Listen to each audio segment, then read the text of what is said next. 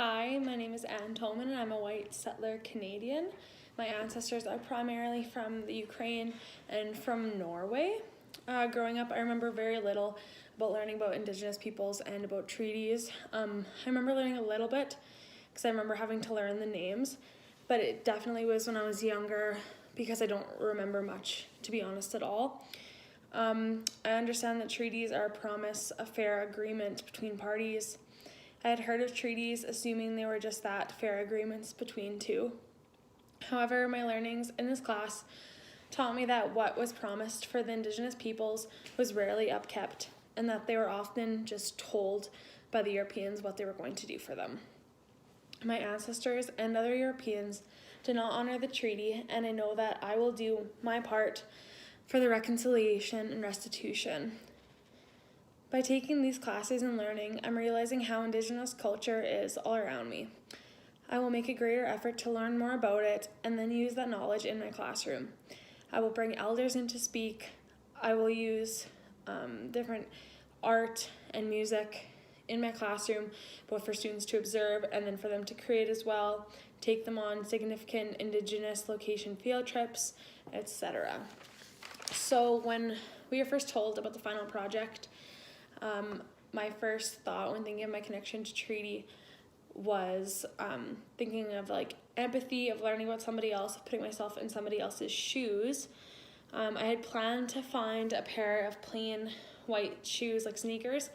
The white part being insignificant, it was just so I could write on them, so it would just be like a easy to write on canvas.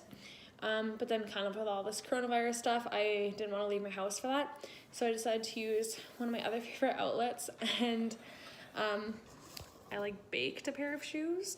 It's kind of hard to see. So I just like created kind of the pair of white shoes. And again, I had planned to write on them, but then I was limited with my space. So I decided instead just to explain the shoes themselves. So,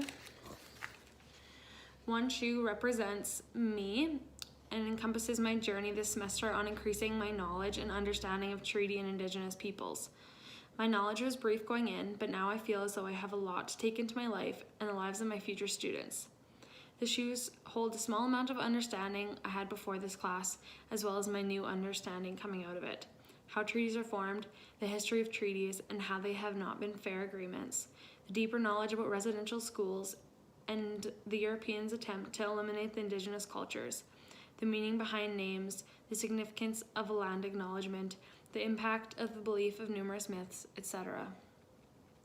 The other shoe represents treaty and Indigenous peoples. Since beginning this course, I have learned a significant amount about them and their history and present lives. Indigenous peoples first stepped foot on this land and have been fighting for their rights and for their land ever since the Europeans came to Canada.